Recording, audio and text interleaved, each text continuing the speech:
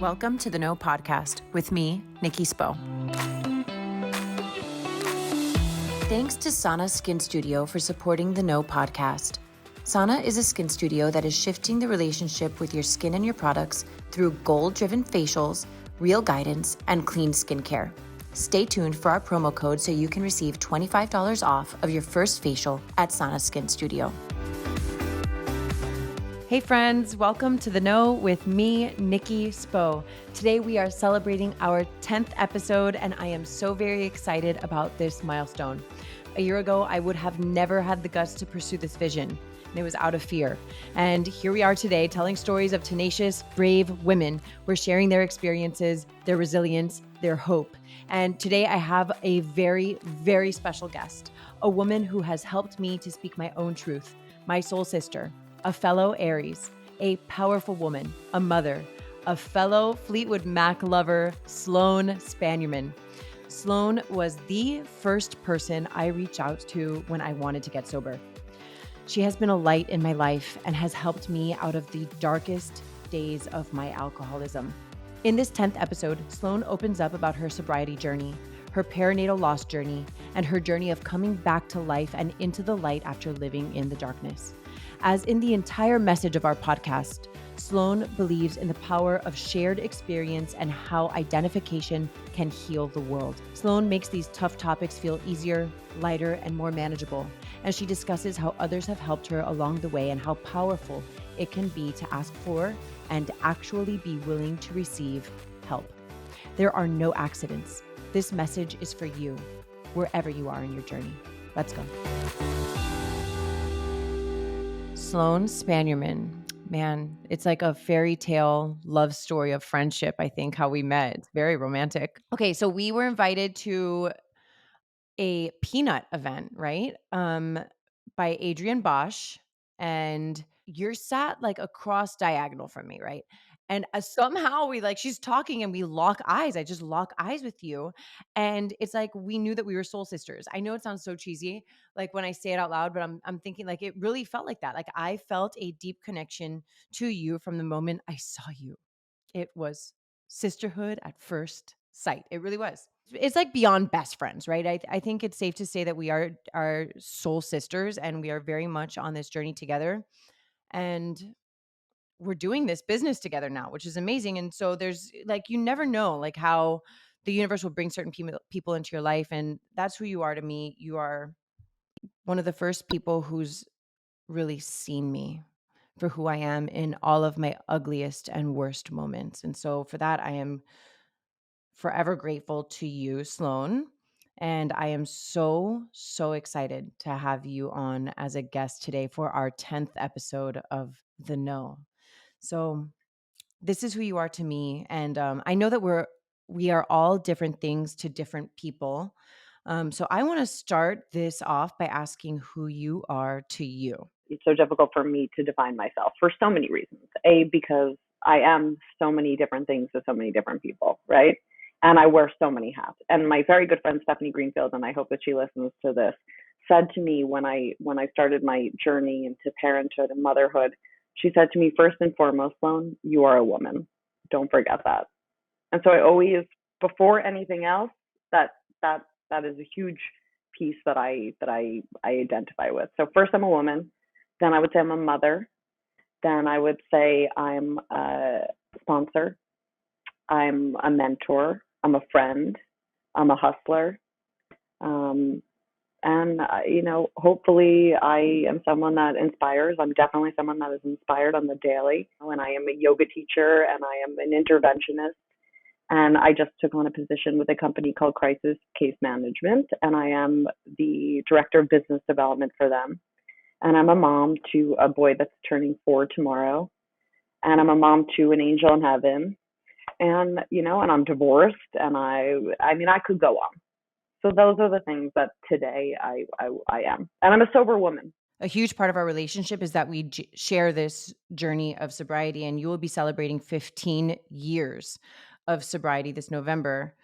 We're going to talk about all of these hats that you wear because I think it's really important for people to trust themselves and their own journeys, right? Like that you can be all of these different things. We're multifaceted people, and you don't have to just be one thing in the world. You can be so many different things. But I want to start with talking about this journey of sobriety. I think it's really important. And I think that, like, it's not something that people talk about so openly. And I know that if it weren't for someone like you who just so confidently told me about your journey from the beginning, that I don't know that I would have really sought out the help. And I think that it would be a disservice to our brand, our podcast, to exclude this part of it. So, what prompted you to even choose this way of life? I think a lot of people question whether or not they should live a sober life. What prompted you to choose a life of sobriety? Okay, so when I think about this in a global way, like I feel like it almost shows me.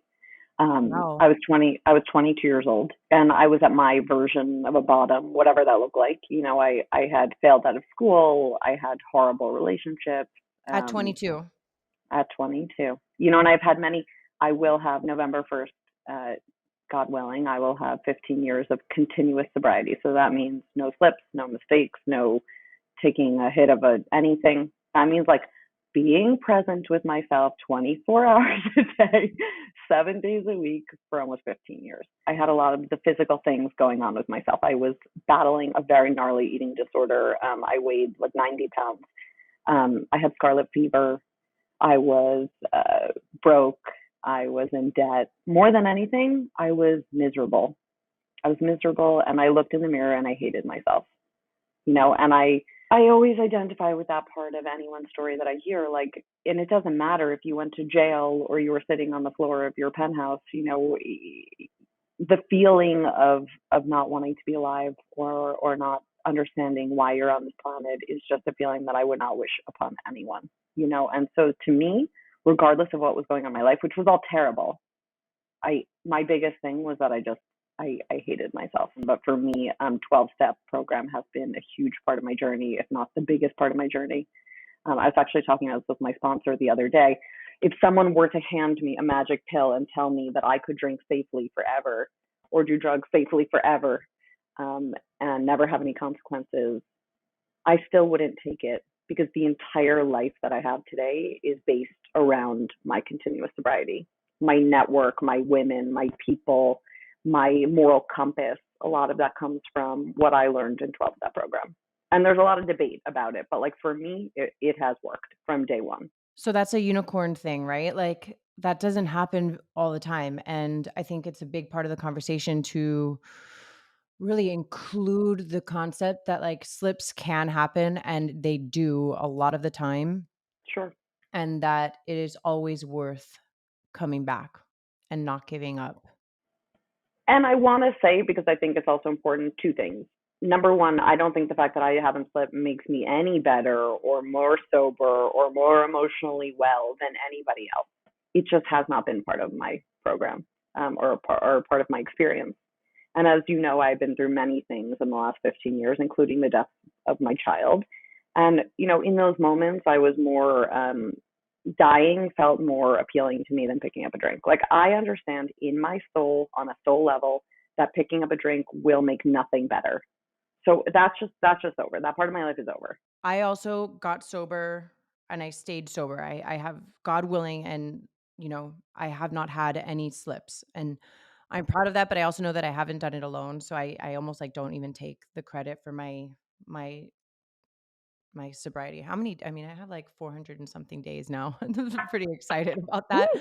It's not 15 years, but I know, and you know what? Like, and I want to touch on this, is like, when I think about 15 years, like, even when I'm asking you these questions, Sloan, I'm like, oh my God, I'm overwhelmed. Like, maybe I should just give up and have a drink. Right. Like, so when I think, I get it's it. I get it. crazy, but I it's like, totally get the it's solution. right. Like, when I think about my whole life as a sober woman, I get so overwhelmed. I think about, like, my our 2 we have little children, right? They're gonna get married one day. Oh, I want a glass of champagne for a toast, and how am I not gonna go on a girls' trip to Napa or wherever and have wine, and, like, all of these things that I forecast in my brain, and I'm like, I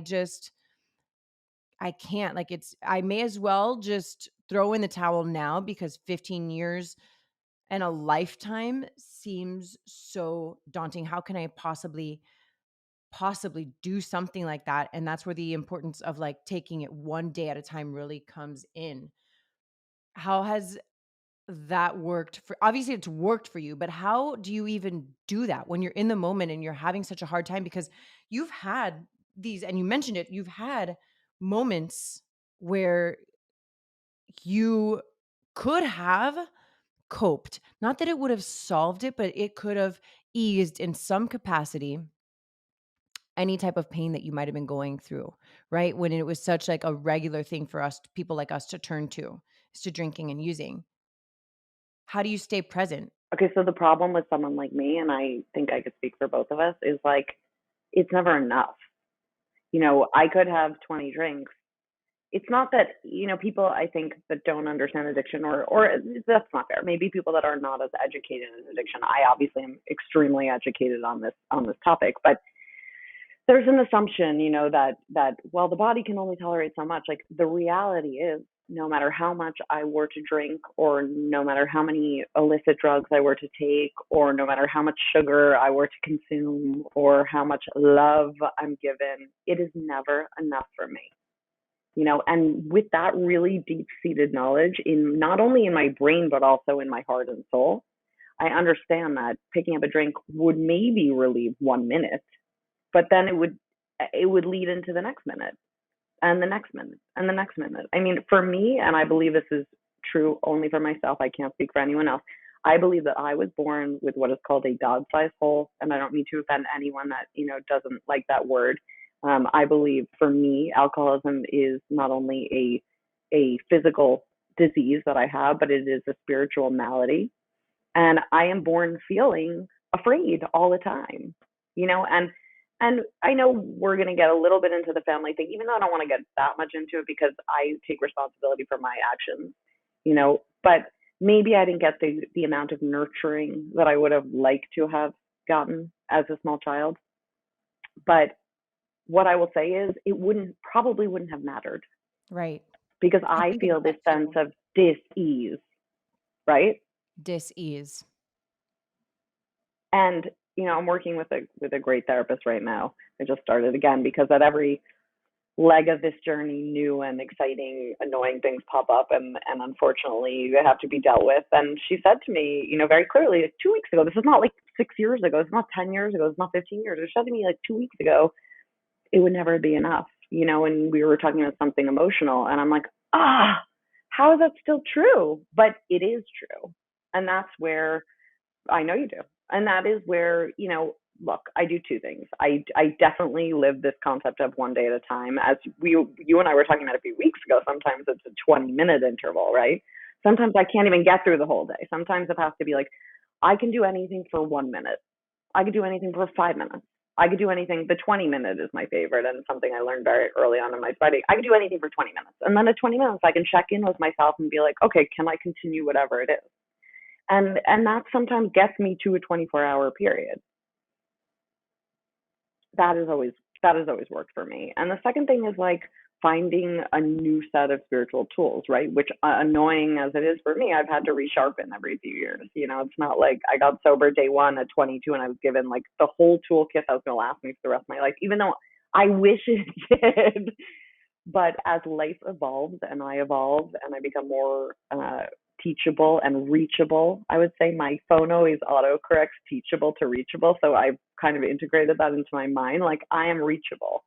I've had to integrate different practices in, like meditation and prayer and whatever calms me or guides me, and that has been revolutionary. I was out once and with a person who knows that I'm sober, and they're like, "Well, now that you're in such a better place, don't you think you've gotten it under control and you can now have one drink?"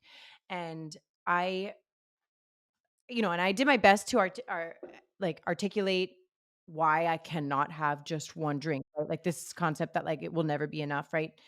Um, what would you say to non-alcoholics who have an alcoholic in their life and around this concept, right? That it's not like you just you fixed the problem. You were an alcoholic and now you're not. Can you clarify that? Yes. So like there's so many different ways we could look at this. I mean, first of all, I have kind of a rule about like not over explaining my disease to anyone because people will like fight me or argue with me and I'm like, you know what? This concept has worked for me and given me an incredible life where I pretty much don't hate myself 90% of the time, which is like I went from 0 to 90%, so I think that's pretty good. So something's working. Alcoholism is a self-diagnosed disease, right? So as long as I know in my heart what I am, like you do you, boo. You want to fight me? Like and the other piece of it is, and I think you and I can really like jive on this is it's not that one would never be enough, is that one is not satisfying. So like when someone says to me, and I've had this many times where, I'm very out about my sobriety. Professionally, personally, people have had lots of opinions on that, could not care less. I have always done what has felt authentic and right to me. And I believe part of that accountability has also always kept me sober.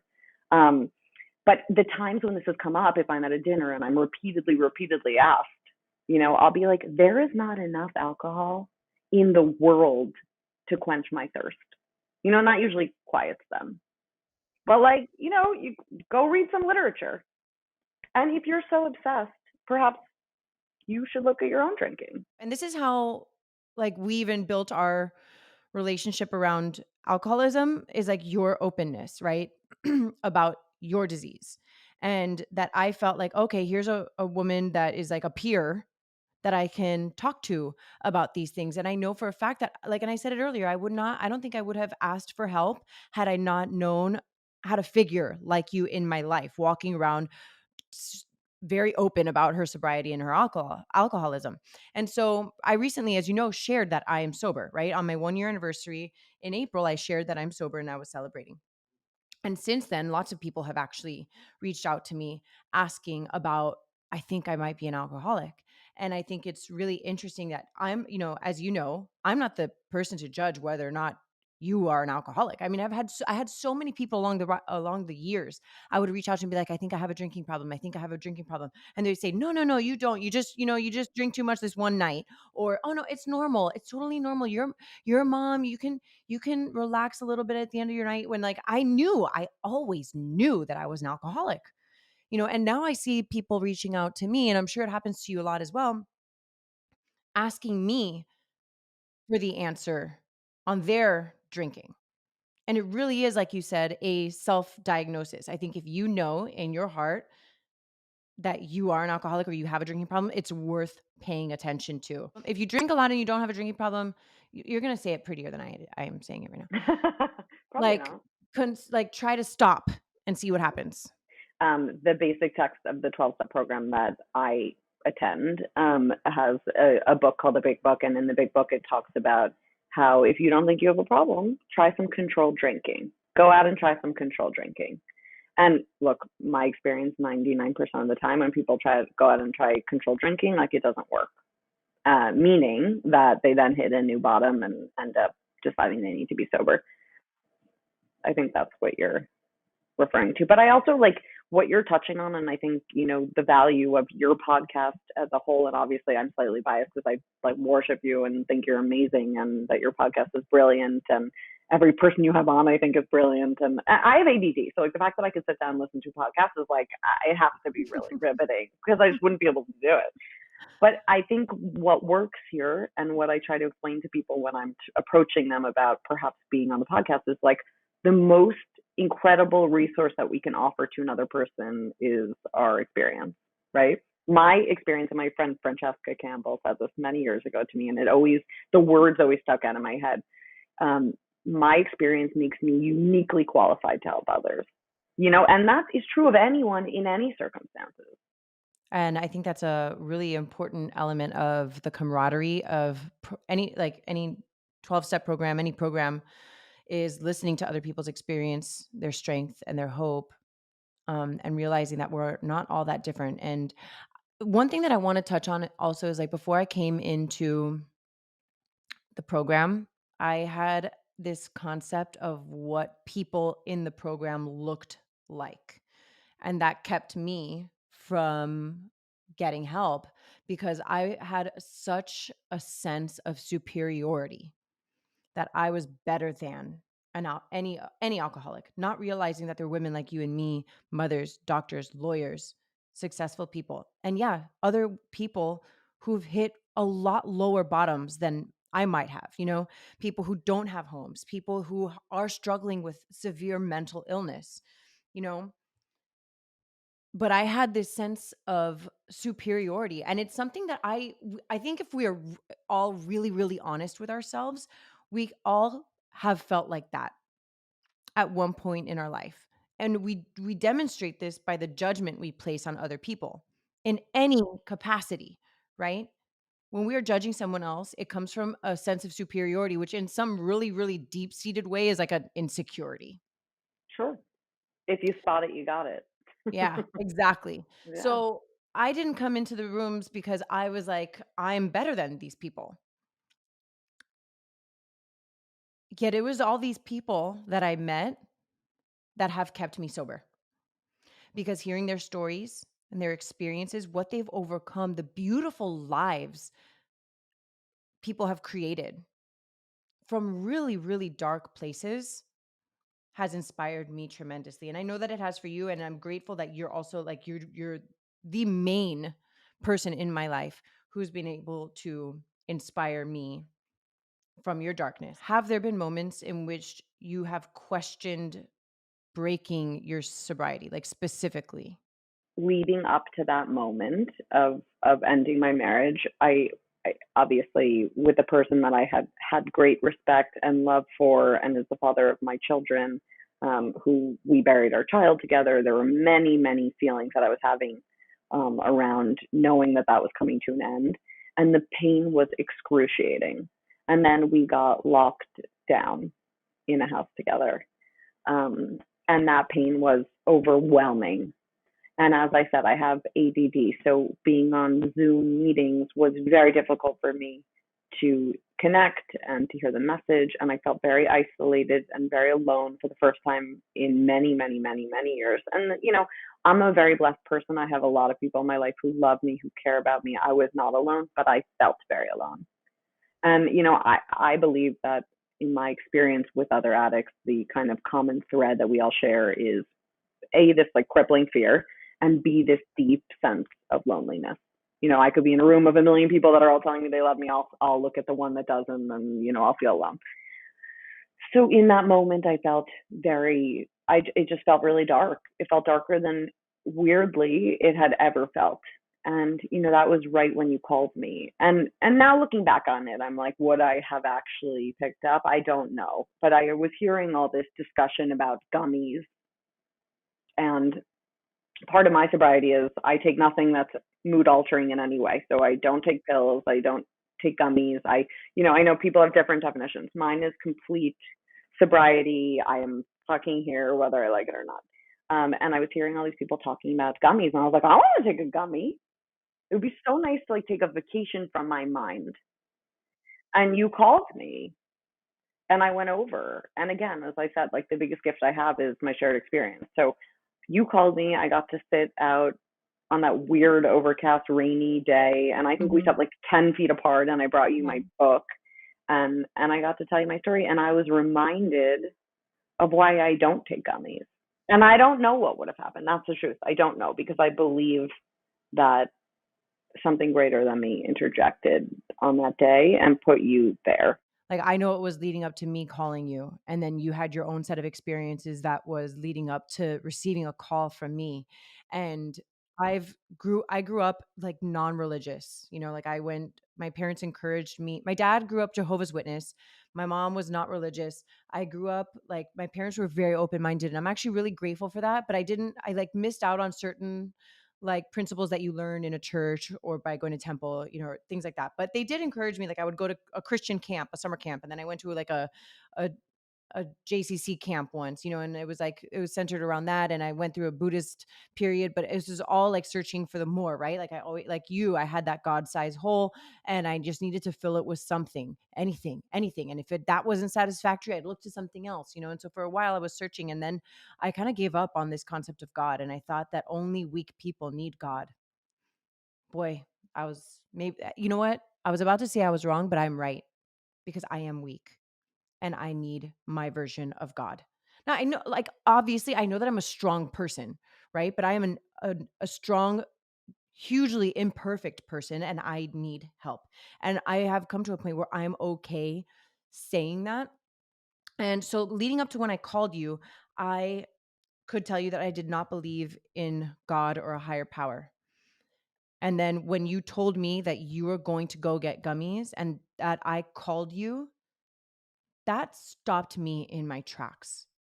A woman that you at the time were coming up on 14 years of sobriety was going to risk breaking your sobriety to go get gummies, but I called you and that stopped. And you came over to my house instead. I like that still shakes me. And so to this day, like when I think about like when I question God or the higher power, whatever that is for me, I think about that moment and how the universe interjected and said, "No, this isn't going to happen." And here we are. This conversation is so good, but before we keep going, I want to take a minute to thank our sponsors, Sana Skin Studio.